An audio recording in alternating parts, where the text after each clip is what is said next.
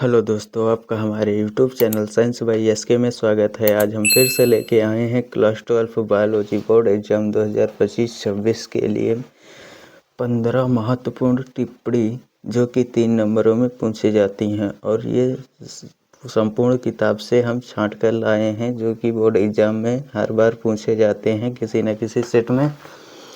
तो ये 3 नंबर वाले क्वेश्चन हैं। तो चलिए आज का हम अपना पहला क्वेश्चन देख लेते हैं। टोटल हम 15 क्वेश्चनों को आज हम कराने वाले हैं, तो प्लीज़ वीडियो को लाइक कर देना यदि क्वेश्चन समझ में आए तो। चलिए हम स्टार्ट करते हैं। दोहरा निषेचन पर संक्षिप्त टिप्पणी लिखने के लिए बोल रहा है हमारा पहला क्वेश्चन। तो देखिए दोहरा निषेचन क्या होता है और इस पर टिप्पणी किस प्रकार लिखना है। पराग नलिका में उपस्थित दोनों नर केंद्रक नर युग्मक की तरह कार्य करते हैं, यानी कि पराग नलिका में क्या होते हैं, दो नर केंद्रक होते हैं जो कि नर युग्मक की तरह कार्य करते हैं, तथा भ्रूण कोश में पहुंचने के बाद इनमें से एक नर युग्मक जो होता है वो वास्तविक मादा युग्मक के साथ, मतलब मादा युग्मक के साथ निषेचित संलयित हो जाता है, निषेचन कर लेता है, तथा जो दूसरा नर युग्मक होता है वो ध्रुवीय केंद्रक द्वारा बने जो द्वितीयक केंद्रक होता है उसकी ओर पहुंचकर उससे निषेचन करता है। इस प्रक्रिया को त्रिसंलयन या फिर त्रिसंलयन कहते हैं। यहाँ पर एक ही भ्रूण कोश में 2 बार निषेचन होता है, इसलिए यहाँ पर द्विनिषेचन या फिर दोहरा निषेचन कहलाता है। तो अब हम इस क्वेश्चन को अच्छे से समझने का प्रयास करते हैं।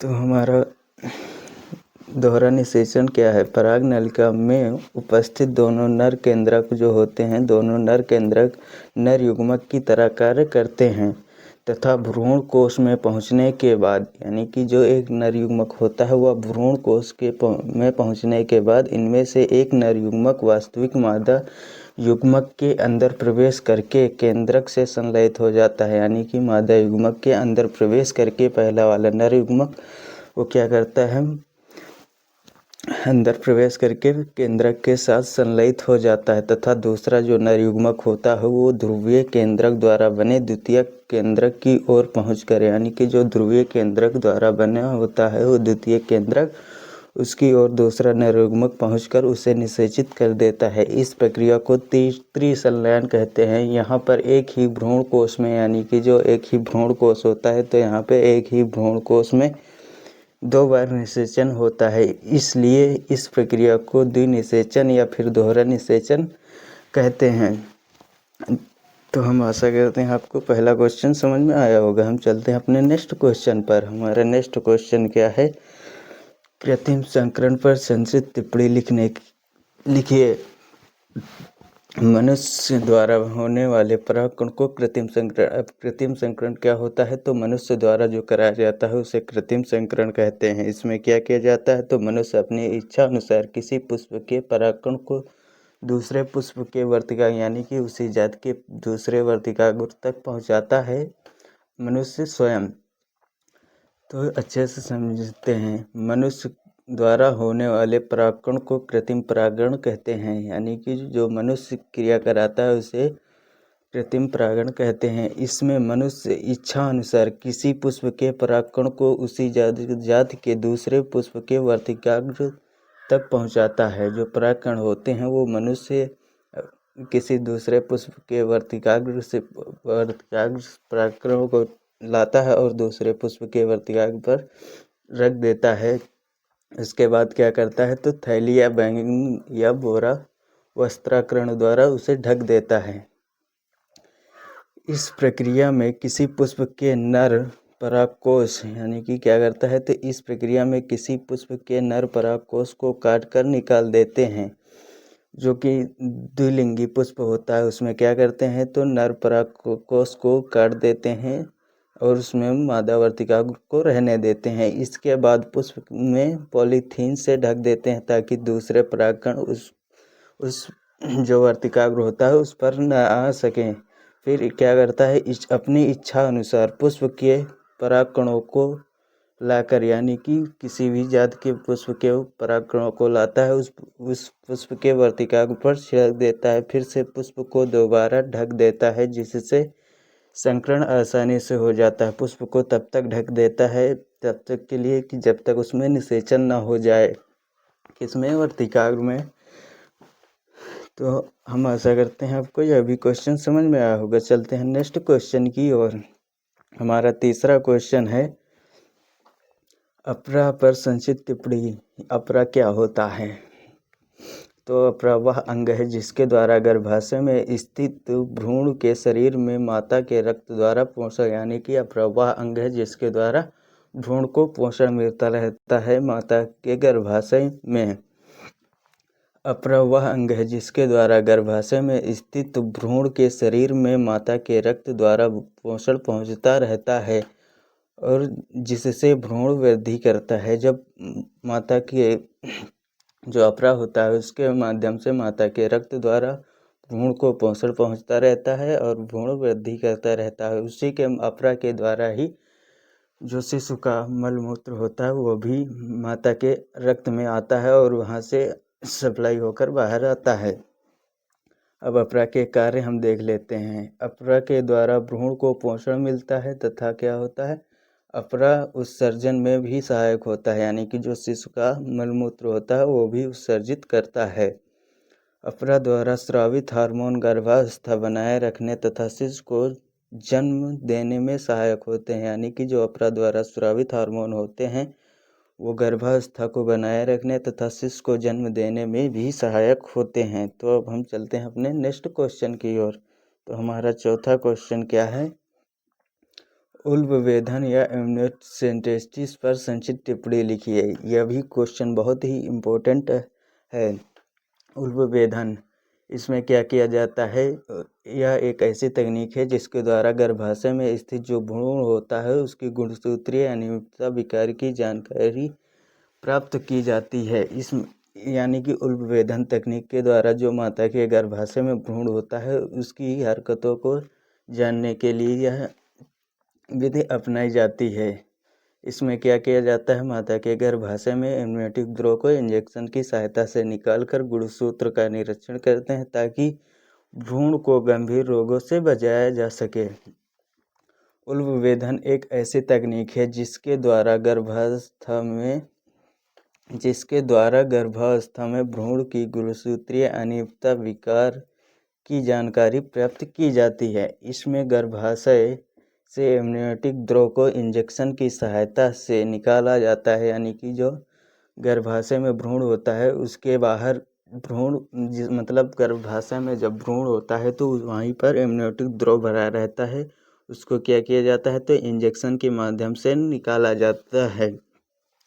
निकाल कर गुणसूत्र का निरीक्षण किया जाता है, उसी एमनियोटिक द्रव का निरीक्षण किया जाता है जिससे गुणसूत्रों का पता लगता है ताकि भ्रूण में जो गंभीर रोगों को बचाया जा सके। यानी कि उस निरीक्षण इसलिए किया जाता है कि भ्रूण में कोई गंभीर बीमारी या फिर रोग तो नहीं है। लेकिन आजकल के समय में इस तकनीक का दुरुपयोग करने भ्रूण हत्या के लिए किया जाता है, क्योंकि इसमें लिंग का भी निरीक्षण हो जाता है। साथ साथ जब रोगों का पता लगाया जाता है उसी बीच में लिंग का भी पता चल जाता है कि कन्या है या फिर बालक है। तो इसी के कारण जब कन्या होती है तो उसका बहुत लोग वो अबॉर्शन करवा देते हैं, यानी कि उसे गिरवा देते हैं। आजकल इस तकनीक का दुरुपयोग कन्या भ्रूण हत्या के लिए किया जाने लगा है। भारत सरकार ने लिंग परीक्षण को गैर कानूनी घोषित कर दिया है और इस तकनीक पर रोक लगा दिया है, लेकिन आजकल सब पैसों के कारण हो रहा है, यह सब विधि अपनाई जा रही है। तो अब हम चलते हैं अपने पांचवें क्वेश्चन की ओर। यह भी क्वेश्चन बहुत ही इम्पोर्टेंट है। अपूर्ण प्रभाविता पर संक्षिप्त टिप्पणी लिखिए। अपूर्ण प्रभाविता वह होता है जिसमें कि किसी एक के लक्षण प्रभावी न होकर दोनों के लक्षण दोनों के लक्षण आधे आधे होते हैं, उसे अपूर्ण प्रभाविता कहते हैं।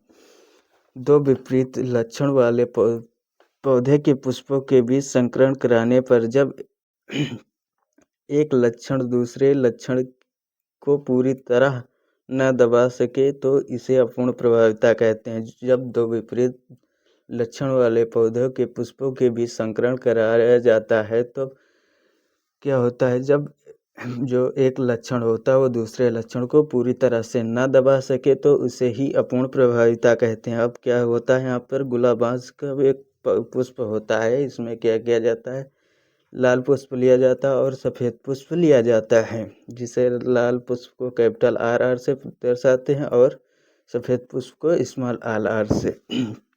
तो यहाँ पे जब इन दोनों का क्रॉस कराया जाता है, क्रॉस कराने पर क्या होता है, न तो लाल वाला प्रभावी होता है और ना ही सफ़ेद वाला, जब बल्कि ये दोनों बराबर सीमित मात्रा में F1 पीढ़ी में होते हैं। तो पर कौन सा पुष्प बनता है, गुलाबी पुष्प बनता है, जिसे पूर्ण प्रभाविता। फिर उसके बाद यहाँ पर स्वपरागण कराया जाता है, इसमें किसमें, लाल पुष्प में और सफ़ेद पुष्प में। उसके बाद स्वपरागण कराया जाता है तो यहाँ पे F2 पीढ़ी में क्या प्राप्त होता है, लाल, गुलाबी, सफ़ेद, यानी कि जब F2 पीढ़ी में तीनों प्रकार के पुष्प पाए जाते हैं, लाल, गुलाबी और सफ़ेद। तो यह 1:2:1 के अनुपात में होता है। यह क्वेश्चन बहुविकल्पी में पूछ लिया जाता है कि अपूर्ण प्रभाविता का अनुपात लिखिए, तो इतना याद रखना, 1:2:1 होता है। तो अब हम चलते हैं अपने नेक्स्ट क्वेश्चन की ओर। हमारा नेक्स्ट क्वेश्चन क्या है, सप्रभाविता पर संक्षिप्त टिप्पणी लिखिए। सप्रभाविता का मतलब होता है साथ साथ। अभी हमने यहाँ पर आपको दिखाया था, उसी तरह ये होता है। ये F1 पीढ़ी में जितना कार्य हो रहा है उतना ही कार्य वहाँ पर सप्रभाविता में होता है। ये इतना कार्य ही सप्रभाविता में होता है, तो इसी कारण हमने यहाँ पे कुछ दर्शाया नहीं है। सप्रभाविता, जब दोनों ही जनकों के लक्षण F1 पीढ़ी में प्रकट होते हैं तो इस लक्षण को सप्रभावी लक्षण तथा इस प्रक्रिया को सप्रभाविता कहते हैं।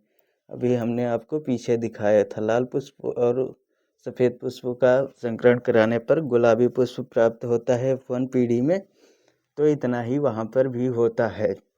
यानी कि किसी के भी लक्षण प्रभावी नहीं होते हैं बल्कि दोनों के लक्षण होते हैं, तो उसे ही सप्रभाविता कहते हैं। हम चलते हैं अपने नेक्स्ट क्वेश्चन पर। 7वां क्वेश्चन है, मानव जीनोम परियोजना पर संक्षिप्त टिप्पणी लिखिए। मानव जीनोम परियोजना भी बहुत ही इम्पोर्टेंट है। तो मानव जीनोम परियोजना में क्या होता है, मानव जीनोम परियोजना की शुरुआत सन 1990 ईस्वी में संयुक्त राष्ट्र अमेरिका ने एक अंतर्राष्ट्रीय अनुसंधान कार्यक्रम के रूप में किया था। यानी कि जो मानव जीनोम परियोजना है, इसकी शुरुआत सन 1990 में संयुक्त राष्ट्र अमेरिका ने एक अंतर्राष्ट्रीय अनुसंधान कार्यक्रम के रूप में की थी। इस परियोजना का मुख्य उद्देश्य मानव जीनोम के DNA क्रम को निर्धारित करना था। यानी कि जो मानव जीनोम के DNA होते हैं, उन DNA के क्रम को निर्धारित करना था। अब आगे क्या होता है, तो मानव जीनोम परियोजना का क्या उद्देश्य था, आइए हम उद्देश्य देखते हैं। मानव जीनोम पर उपस्थित सभी क्षार जो होते हैं, क्या, मानव जीनोम पर उपस्थित सभी क्षार युग्मों की संख्या तथा उनके अनुक्रमण को निर्धारित करना है। मानव जीनोम पर उपस्थित जो सभी क्षार युग्मों की संख्या होती है तथा उनके अनुक्रमों को निर्धारित करना ही मानव जीनोम परियोजना थी। और दूसरा क्या है, जीन को पहचानना। तीसरे में मानव जीन्स के कार्यों का निर्धारण करना। यानी कि मानव जीन्स जो होता है उनके कार्यों को निर्धारित करना था। चौथा क्या था, आनुवांशिक विकार उत्पन्न करने वाले जीन को पहचानना। यानी कि जो आनुवांशिक विकार उत्पन्न करते हैं उन जीनों को पहचानना भी इस मानव जीनोम परियोजना का उद्देश्य था। और पांचवा है आनुवांशिक सूचनाओं का संग्रहित करना। यानी कि जो आनुवांशिक सूचनाएं होती हैं उनका भी संग्रहित करना इस परियोजना का उद्देश्य था। तो हम आशा करते हैं आपको यह भी क्वेश्चन समझ में आया होगा। यदि क्वेश्चन समझ में आ रहे हैं तो प्लीज़ वीडियो को लाइक कीजिए। यदि आप चैनल पर नए हैं तो प्लीज़ चैनल को सब्सक्राइब कीजिए, क्योंकि ये क्वेश्चन बहुत ही मेहनत के बाद हम इकट्ठा कर पाए हैं और आपको समझाने का प्रयास कर रहे हैं। तो चलिए अब हम अपने 8वें क्वेश्चन को देख लेते हैं। हमारा 8वां क्वेश्चन है, आधुनिक मानव पर संक्षिप्त टिप्पणी लिखिए। यानी कि जो आधुनिक मानव है उस पर संक्षिप्त टिप्पणी लिखने के लिए बोल रहा है। तो देखते हैं, आधुनिक मानव होमो सैपियंस भी कहते हैं। यानी कि जो आधुनिक मानव है तो इसका निर्माण होमो सैपियंस से होता है। इसका उद्भव लगभग 10,000 वर्ष पहले प्लेस्टोसीन युग के अंतिम काल में हुआ था। यानी कि जो आधुनिक मानव है इसका 10,000 वर्ष पहले प्लेस्टोसीन युग के अंतिम काल में हुआ था। क्रो-मैग्नन मानव को आधुनिक मानव का पूर्वज कहा जाता है। यानी कि इस समय के मानव को क्रो-मैग्नन मानव का पूर्वज कहा जाता है। यानी कि जो क्रो-मैग्नन मानव था वो इस आधुनिक मानव का पूर्वज था भी है और है। लक्षण, आधुनिक मानव के लक्षण क्या होते हैं? तो पूरी तरह से सीधा खड़ा होना। आप देख भी पा रहे होंगे आधुनिक मानव को इस समय। तो पूरी तरह से सीधा खड़ा होना, प्रम मस्तिष्क एवं अनुमस्तिष्क ज़्यादा विकसित, बोलने सोचने समझने की क्षमता विकसित। आजकल में तो बहुत ज़्यादा ही विकसित होने लगा प्रम मस्तिष्क और अनुमस्तिष्क, तथा बोलने सोचने समझने की क्षमता भी बहुत ज़्यादा विकसित हो चुकी है। चेहरा सीधा एवं सुंदर, तो आधुनिक मानव का चेहरा सीधा एवं सुंदर भी होता है। तो अब हम चलते हैं अपने 9 नंबर क्वेश्चन की ओर। हमारा ये क्वेश्चन भी बहुत ही इम्पोर्टेंट है और सभी को इसके बारे में जानकारी भी होनी चाहिए। हाथी पाँव या फाइलेरियसिस पर संक्षिप्त टिप्पणी लिखने के लिए बोल रहा है। तो चलिए हम इस क्वेश्चन को भी देख लेते हैं। तो हमारा उत्तर है हाथी पाँव। हाथी पाँव फाइलेरिया क्रम जो होता है उसका जो जीवाणु होता है उसका नाम है व्यूचेरिया ब्रैंकियोफाइटा के द्वारा होता है। यानी कि जो हाथी पाँव या फाइलेरिया होता है व्यूचेरिया ब्रैंकियोफाइटा के द्वारा या लिम्फ वाहिनियों में परजीवी के रूप में रहता है। तो अब हम संक्रमण देख लेते हैं। यह रोग मादा क्यूलेक्स मच्छर के काटने से होता है, जो हाथी पाँव, फाइलेरिया ऐसे कई नामों से जाना जाता है। तो यह रोग मादा क्यूलेक्स मच्छर के काटने से होता है। जब मच्छर किसी व्यक्ति को काटता है तो क्या होता है, माइक्रोफाइलेरी यानी कि जो माइक्रोफाइलेरी लार्वा होता है वो काटे हुए स्थान पर एकत्रित हो जाता है। मच्छर में क्या होता है, तो माइक्रोफाइलेरी लार्वा होता है, जो कि जब मच्छर किसी भी मनुष्य को काटता है तो वह काटे हुए स्थान पर माइक्रोफाइलेरी लार्वा काटे हुए स्थान पर एकत्रित हो जाता है, जो चर्म के भीतर प्रवेश कर जाता है। अब हम आगे देखते हैं आगे क्या होता है लक्षण में। लक्षण इस हाथी पाँव या फाइलेरिया रोग का लक्षण होता है, सबसे पहले बुखार होगा, बदन में खुजली होना, पैर का अनियंत्रित आकार में बड़ा होना तथा जननांगों में सूजन व दर्द होना। ये सभी क्या हैं, तो फाइलेरिया या हाथी पाँव रोग के लक्षण होते हैं। अब बचाव इसका किस प्रकार से किया जा सकता है, तो आइए देखते हैं। अपने हाथ पैरों को साबुन से रोज़ धोएं। यानी कि अपने हाथ पैरों को साबुन से अच्छे से रोज़ धोएं। मच्छरों व लार्वा को नष्ट करना चाहिए। अब मच्छरों व लार्वा को नष्ट करना चाहिए, मच्छर ही नहीं रहेंगे तो लार्वा कहाँ से आएगा।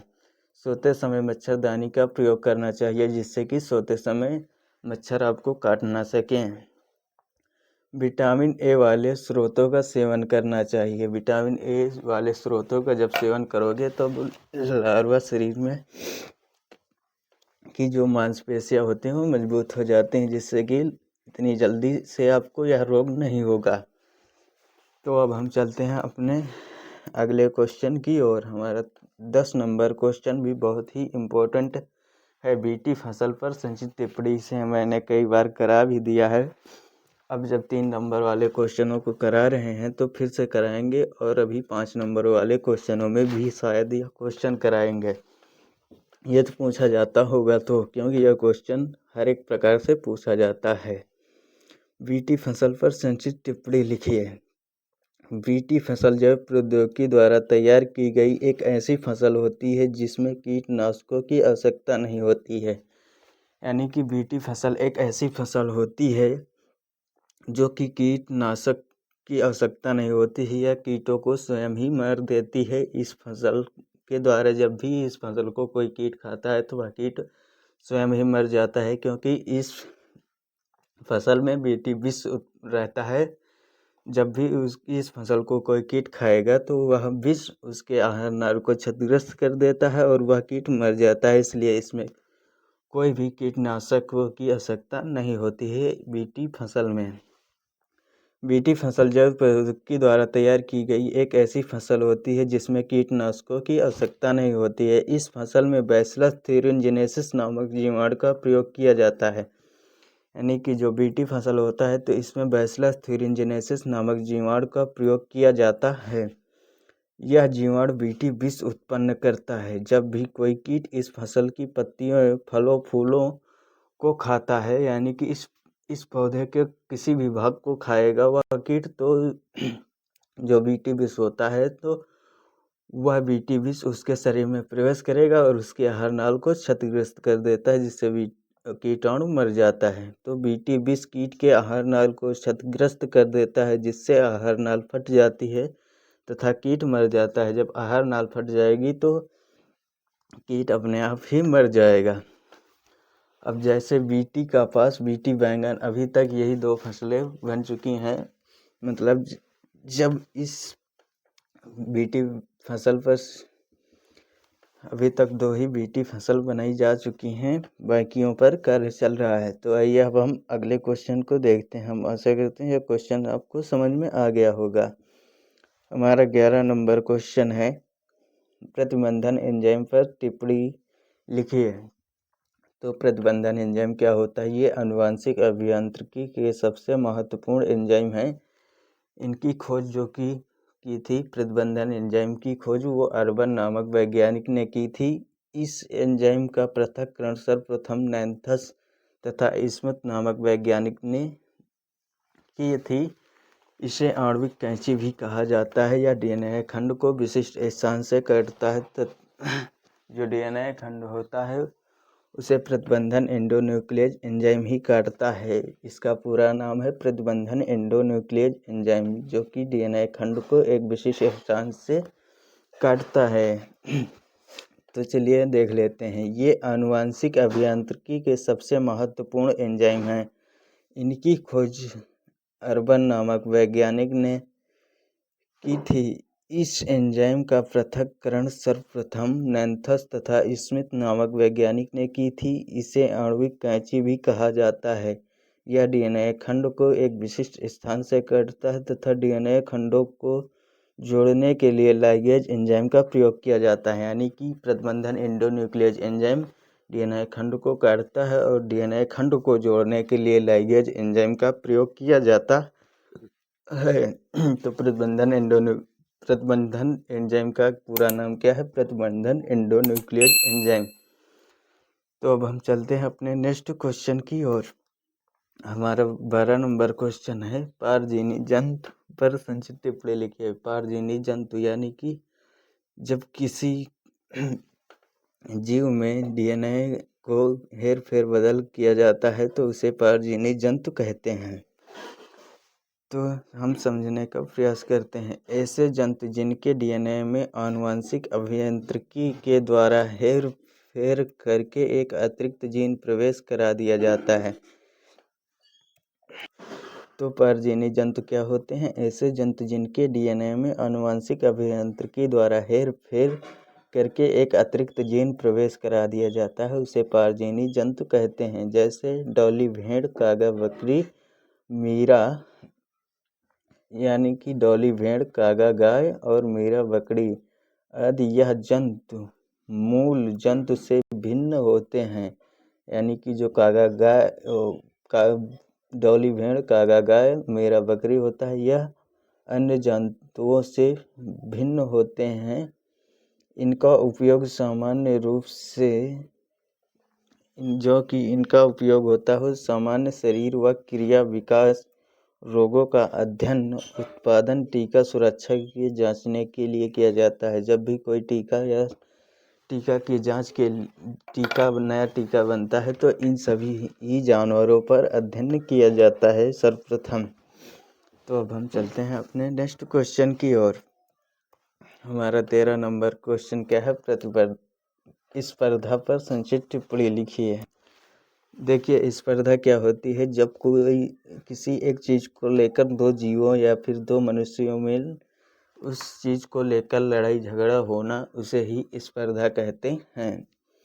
तो इसमें क्या होता है, जो जीव कमज़ोर होगा वो जीव तो उस चीज़ को हासिल नहीं कर पाएगा, जबकि जो जीव ताकतवर होगा तो जिस चीज़ के लिए लड़ाई हो रही उस चीज़ को हासिल कर लेगा, जिससे कि जो कमज़ोर प्रजाति या फिर जीव होगा वो धीरे धीरे भूखे होने के कारण या फिर भोजन न मिलने के कारण वो अपने आप ही वो ख़त्म हो जाएगा।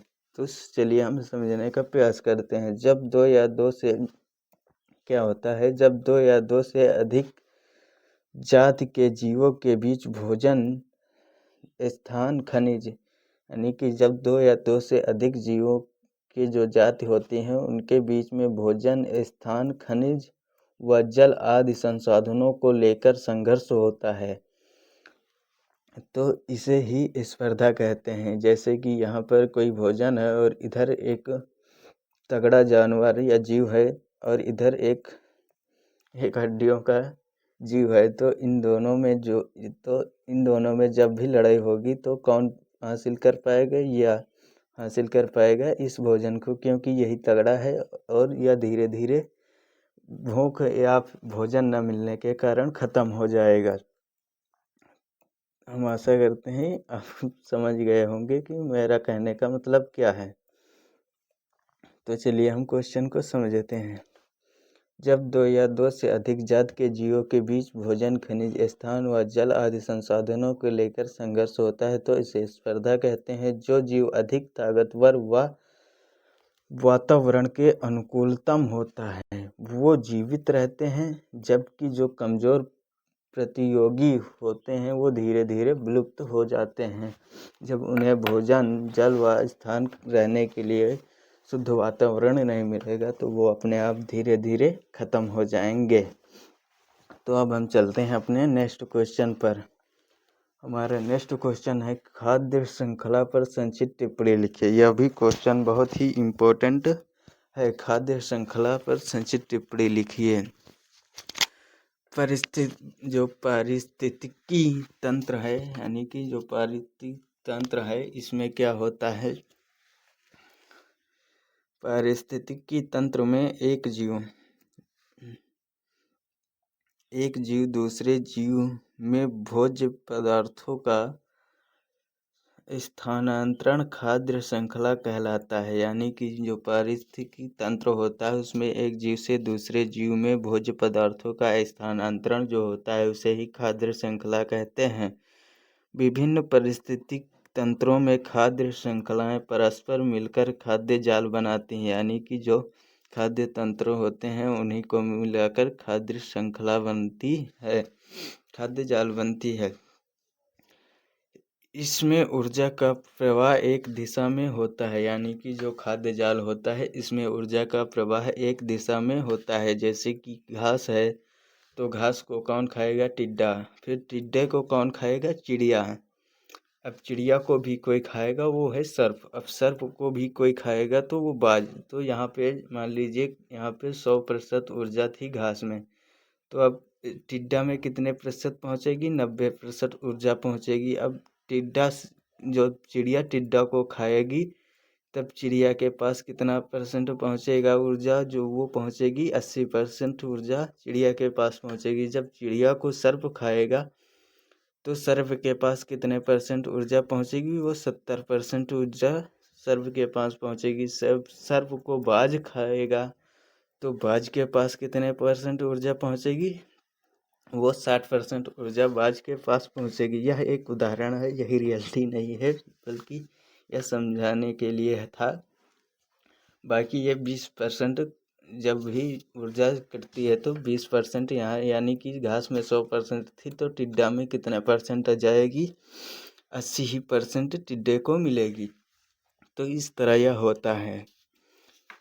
तो इसी प्रकार से हम आशा करते हैं आपको यह क्वेश्चन अच्छे से समझ में आ गया होगा। अब हम चलेंगे अपने नेक्स्ट क्वेश्चन की ओर।